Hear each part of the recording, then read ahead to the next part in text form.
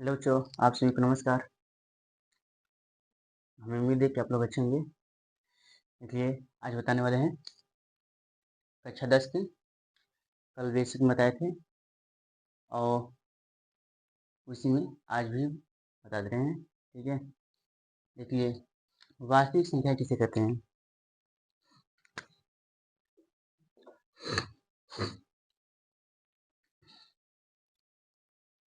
वास्तविक संख्या वे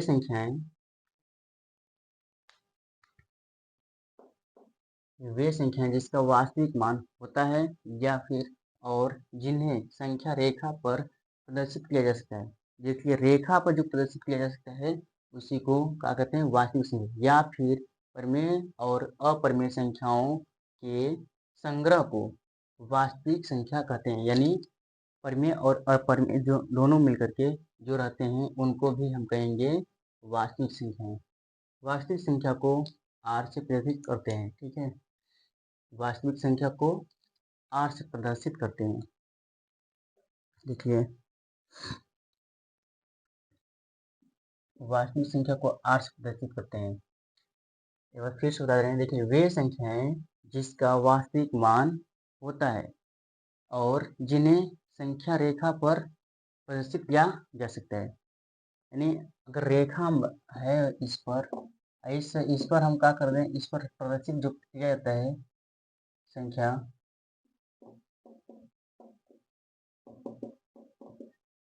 ऐसे जो संख्या प्रदर्शित किया जाता है उनको कहते हैं वास्तविक संख्या। ठीक है, ये हो जाएगा इस तरह।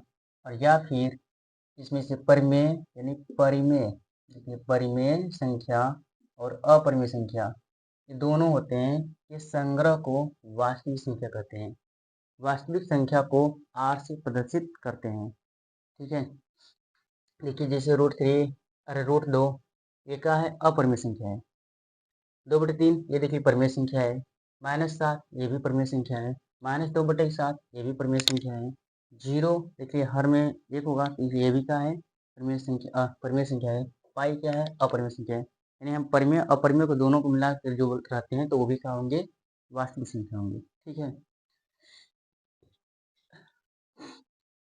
देखिए एल्गोरिथम क्या होता है? सुपरिभाषित चरणों की संख्या की श्रृंखला सॉरी की एक श्रृंखला होती है जो एक विशेष प्रकार की समस्या को हल करने की एक प्रक्रिया या विधि प्रदान करती है। देखिए, ये क्या है? सुपरिभाषित चरणों की एक श्रृंखला होती है जो एक विशेष प्रकार की समस्या को हल करने की एक प्रक्रिया या विधि प्रदान करती है। ये है, देखिए इससे क्या होता है? एचसीएफ निकाला जाता है ठीक है, इस तरह से जो इसमें विधि लगा करके निकाला जाता है। ठीक है, तो ये है एल्गोरिथम। अब देखिए प्रेमेयिका का होता है। देखिए प्रमेयिका यानी इसमें क्या होता है? प्रमेयिका में एक सिद्ध किया हुआ कथन होता है जिसकी प्रयोग से अन्य कथनों को सिद्ध किया जाता है। ठीक, इसमें देखिए सिद्ध गया होता है। जैसे यहाँ पर हम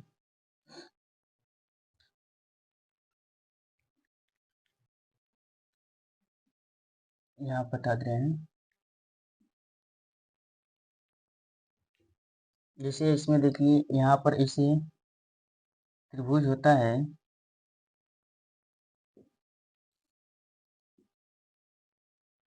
ABC। अगर हमें निकालना होगा AC² AC का होल स्क्वायर बराबर AB का होल स्क्वायर प्लस BC का होल स्क्वायर।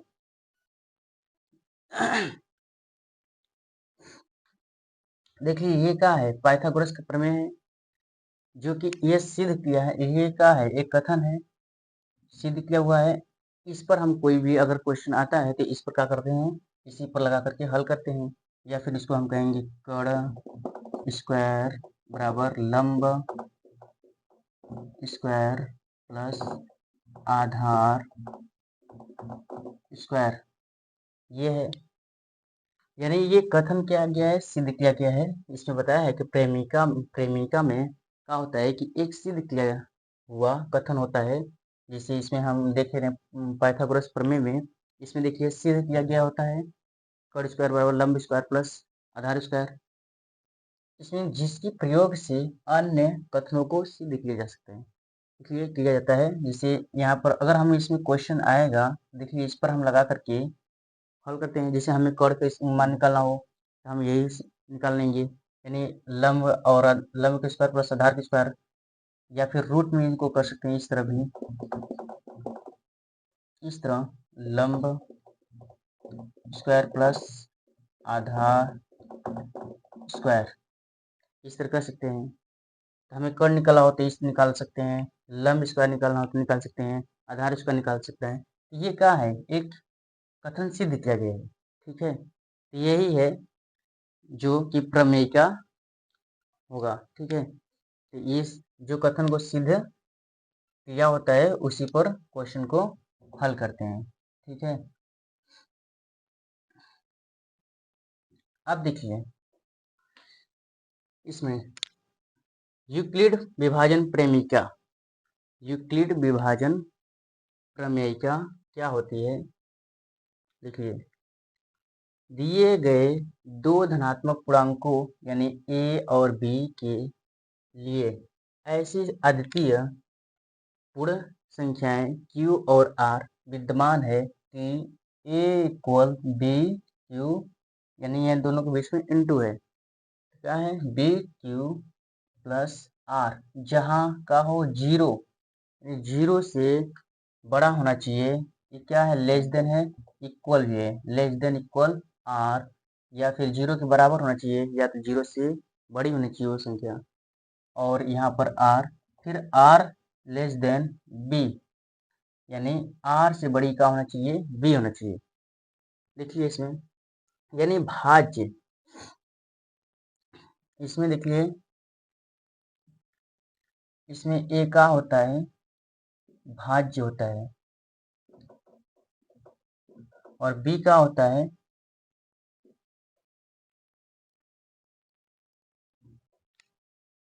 भाजक होता है, और क्यू का होता है भागफल होता है, और आर का होता है शेषफल होता है।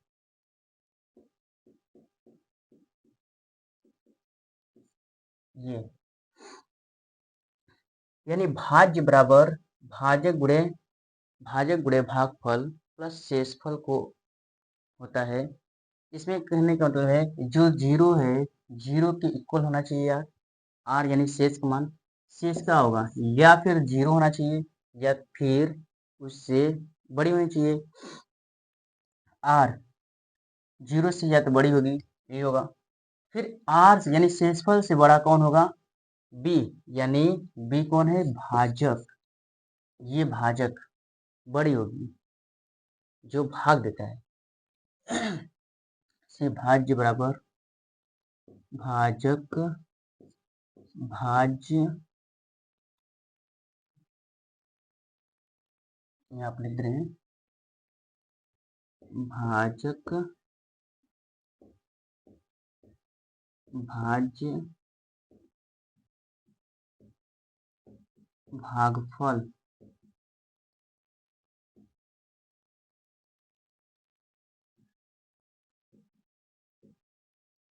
ये क्या होता है, शेषफल। भाजक भाज्य भागफल और शेषफल। देखिए अगर ये जो भाग देगा ये शेषफल से क्या होना चाहिए,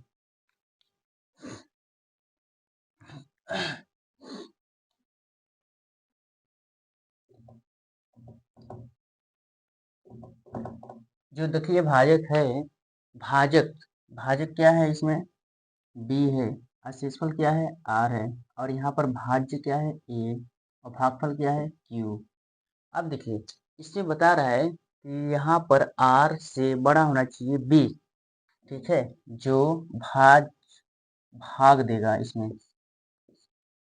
ठीक है, इससे बड़ा होगा, इससे आर से बड़ा होगा इसमें, यानी ये देखिए यहाँ पर बी जो है इससे भी इससे इससे बी से बड़ा कौन होगा, ए होगा, तब उसमें भाग दिया जाएगा और जो आएगा तो शेष होगा।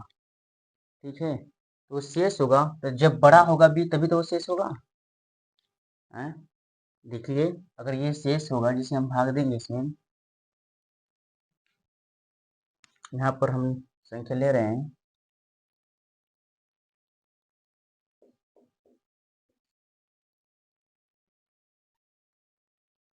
यहाँ पर इस तरह देखिए अगर हमें 3 का भाग देना है इसमें, देखिए इसमें भाग देंगे 3 चौके 12 होगा, इसमें घटाएंगे तो क्या आएगा, 2 आएगा। तो देखिए यहाँ पर हम भाग दिए तो ये हमारा क्या हुआ, यहाँ पर ये यहाँ पर ये है और यहाँ पर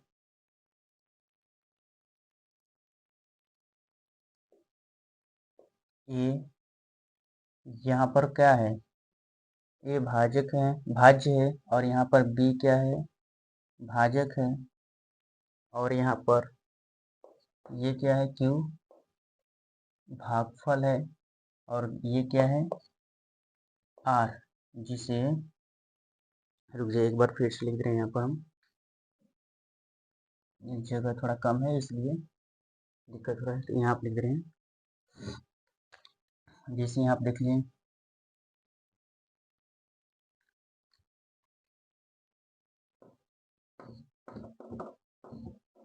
3 का भागा में अगर 14 में देना है, ठीक है, देखिए इसमें भाग देना है, तो अगर इसमें भाग देना है तो हम क्या करेंगे, इसमें देखिए 3 का भागा देंगे, 3 चौके 12, इसमें से घटाएंगे तो देखिए 2 आएगा, जो क्या बचेगा, तो ये देखिए ये है बी का मान जो भाजक है, ये ए है जो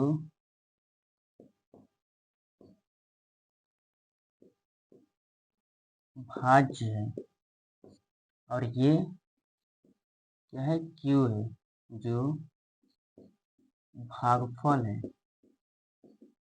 और ये देखिए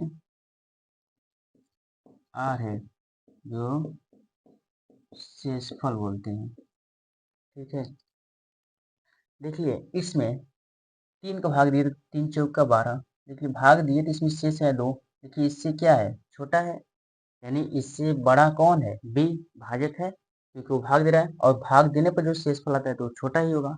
ठीक है, और देखिए ए से, यानी इसमें बी और ए से देखिए ये भाज्य क्या है, बड़ी है, तभी तो बी का भाग जाएगा, यानी इस तरह हम कह सकते हैं, यहाँ पर इसको यहाँ पर इस तरह कह सकते हैं कि ए में भाग किसका जाएगा, बी का, ये होगा। ठीक है, इसमें हम ये कह सकते हैं कि बी से क्या होना चाहिए, बी से बड़ी होगी।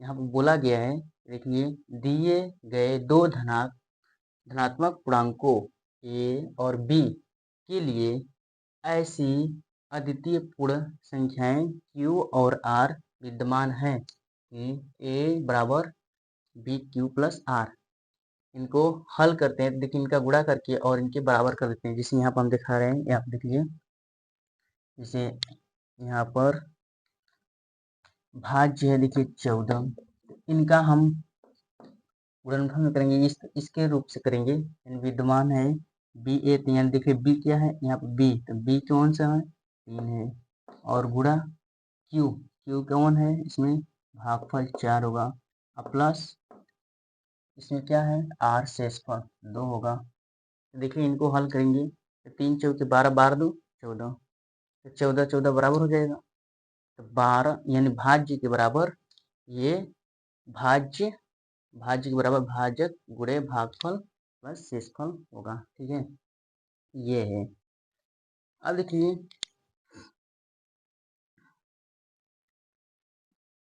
अगर हमें, देखिए इसमें पूरे संख्या होना चाहिए क्यू, संख्या पूरी संख्याएं क्यू और आर विद्यमान होनी चाहिए। देखिए अगर क्यू आर विद्यमान होना चाहिए तो हम इसमें कोई संख्या ले रहे हैं, इसमें 0, सॉरी इसमें जीरो में कोई संख्या भाग देंगे, इस तरह, सॉरी इस तरह कर देंगे, इस तरह, इसी संख्या। अब देखिए यहाँ पर क्या होगा, अब देखिए यहाँ पर b का हो गया बड़ा हो गया, a का हो गया छोटा हो गया। अब देखिए इसमें किस तरह भागा दिया जाएगा, अगर इसमें हम भाग देंगे यहाँ पर क्या आएगा, पहले हम कितना बार ले जाएंगे, इसमें जीरो बार ले जाएंगे, कितने बार, जीरो बार, तो जीरो बार ले जाएंगे तो क्या आएगा, 3 आएगा। देखिए ये क्या हुआ, ये शेष हो गया, यानी ये शेषफल हो गया, ये क्या हो गया, भागफल हो गया, ये क्या हो गया, भाज्य हो गया, भाजक, ये भाज्य हो गया। देखिए आया, भाजक भाज्य भागफल शेषफल। देखिए यहाँ पर क्या है, शेषफल से बड़ा है भाजक, तो यहाँ पर भी हम इसे कर सकते हैं, यहाँ पर भाज्य बराबर भाजक यानी 14 गुणे भागफल, भागफल 0 प्लस शेषफल 3, इनको ऐड करेंगे तो वही आएगी कि नहीं आएगी। देखिए यहाँ पर 14 से 0 हो जाएगा और 3 बराबर हो जाएंगे, तो इस तरह है। तो ये है यूक्लिड विभाजन प्रमेय का है, इस तरह करके सॉल्व करते हैं, ठीक है। तो इसमें यही ध्यान देना होगा कि कौन सी संख्या किस तरह को विभाज्य होगी का भाग देते हैं इसमें, ठीक है, कौन सी बड़ी होगी कौन सी नहीं, तो इस तरह करके हम देते हैं। तो ये है आपकी क्लास, ठीक है, इसी पर क्लास ज्वाइन करते हैं, और क्लास अच्छी लगी हो तो आप कमेंट में ज़रूर बताइए, और लाइक कीजिए और सब्सक्राइब कीजिए चैनल को, क्योंकि ऐसे हम क्लास देंगे तो आपको पहले पहुंचेगी, तो इसी पर, और क्लास को शेयर जरूर कीजिए, ठीक है, बाय।